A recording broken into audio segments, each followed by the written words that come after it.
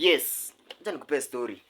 Kuna siku Paul aliandika akasema, and because of the way God had lifted me up to the third heavens, that tells me you don't know how many heavens are there. Maybe the ones that are specified in the book. But Genesis says, in the beginning God created the heavens and the earth, which means they were heavens. The Bible says he was lifted far above all heavens. I think in Ephesians 2. So we don't know how many heavens. Now, this guy by the name Paul had already been lifted. God had taken him to his that heaven. And funny enough is what he saw in that could make him brag or maybe be lifting himself up and saying ajipige kifua, but to a point whereby God told him, listen, I have put a thorn in your flesh, so that whenever you lift yourself up you come down. This is telling me the reason why some of us have some few scars in our bodies and some few disabilities, because sometimes God is trying to limit our polite mode, our bragging mode, tusijipige kifua sana, because there are things sometimes we have been revealed. There are levels you have touched and will become so violent, and we think that others are not thinking simply because we are blessed than them. But now look at this. The same Paul is saying that I write to you. Now, I will speak to you as not as if you are a spiritual man, but a carnal man. Watu wa kimwili, because the things I will about to tell you, the things I saw, you might not comprehend. Mwenye ameandika Revelation is called John. He wrote to a point whereby he was told, now what you see, don't write.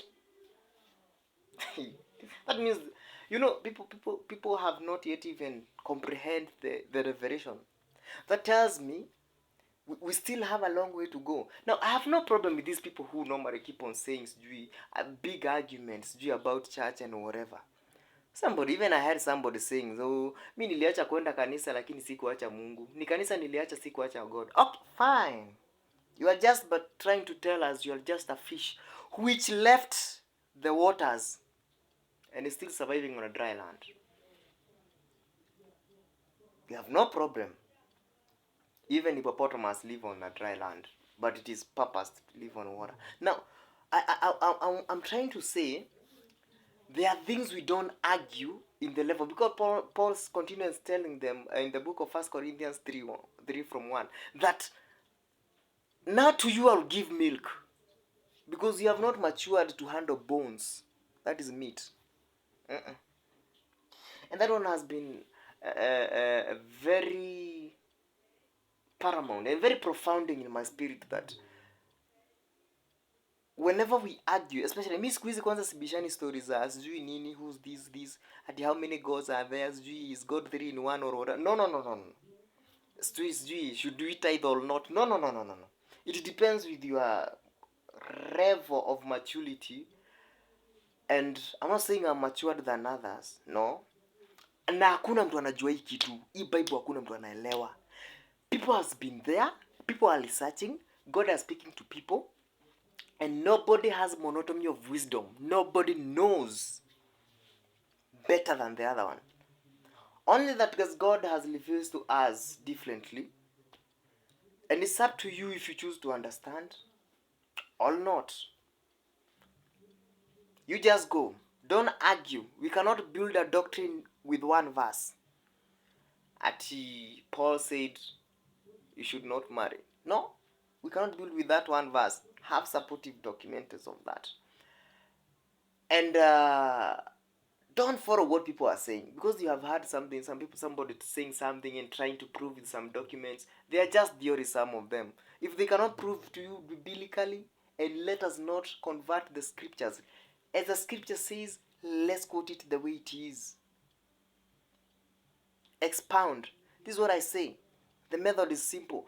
A scripture reveals a scripture. There is nowhere else we need to look up to. let's build matters within the scriptures. Sometimes we might not focus a lot. Me, I don't focus mostly with a lot with the container, like the content in that container. It's very important. A vessel might be a vessel might look awkward and not present. It might look something that you will reject in the next minute. But God will use those vessels that you have rejected a lot. The ones you might think they are not worthy. The most thing is the content in them. Is it beneficial? Is it good?